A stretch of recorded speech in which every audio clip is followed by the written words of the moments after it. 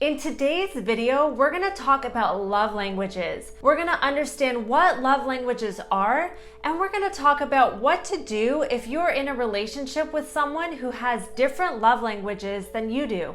So in case you're unfamiliar, let's do a really quick high-level overview of what love languages are. Love languages are a concept developed by Dr. Gary Chapman. According to Dr. Gary Chapman, there are 5 different love languages: words of affirmation, quality time, physical touch, acts of service, and gifts. According to Dr. Chapman, people like to give love in the way that they want to receive love. So for example, my top 3 love languages are quality time, words of affirmation, and gifts. Since these are my top 3 love languages, this is the natural, inherent way that I also express and show love to my partner. And so it can really help with communication styles and with just understanding your partner better when you both have a sense of what your love languages are. Now, as nice and dandy as all of this sounds, sometimes it can be a little bit complicated when you're actually in a relationship where your love languages are different. If I'm completely honest, there have been times, especially at the beginning of my relationship with Nirav, when I honestly didn't really know how much he loved me or how interested he was in me because he wasn't communicating and expressing his love in the way that I recognize and perceive it. For example, as you saw in my love language, words of affirmation is really high for me. And then if you saw Nirav's love languages, words of affirmation was really low for him. He would show me love a lot through acts of service.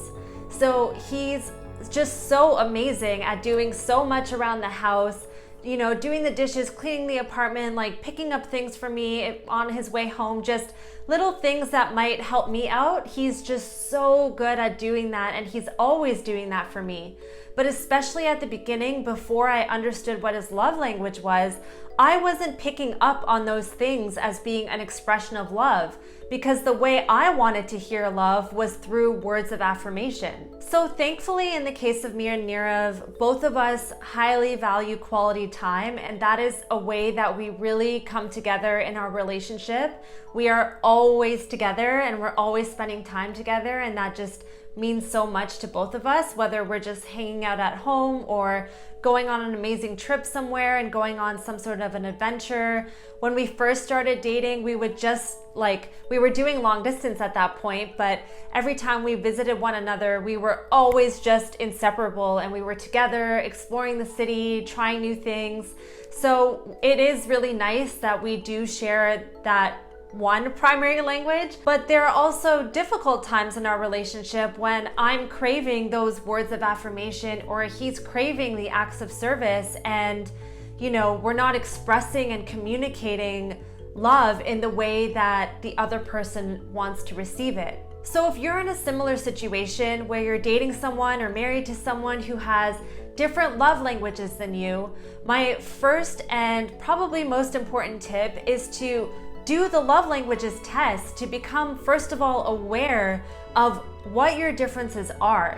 What are the gaps and what are the ways that each of you naturally enjoy giving love and wanting to receive love? So my second tip is to have really open lines of communication.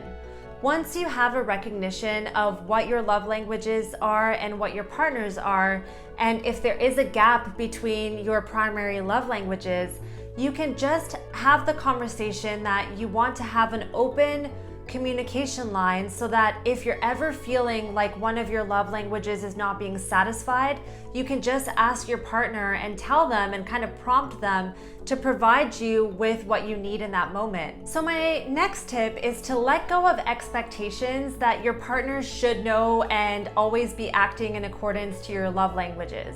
In my opinion, it is completely unfair and unrealistic to expect your partner to always be communicating in the love languages that you desire.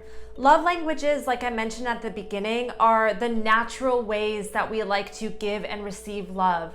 So it's not very realistic to expect that your partner will suddenly just know and adapt to the way that you want love to be expressed and received. This also means really starting to recognize and to drop the stories that the egoic mind is absolutely at some point in your relationship going to play. Your mind might start telling you things like, oh, I've told him that words of affirmation are important to me so many times, and so he must not care about me, he must not love me, he must not be trying hard enough if he's not giving me that. It's important that you recognize when your mind is playing these stories and to ask yourself whether these stories are even true.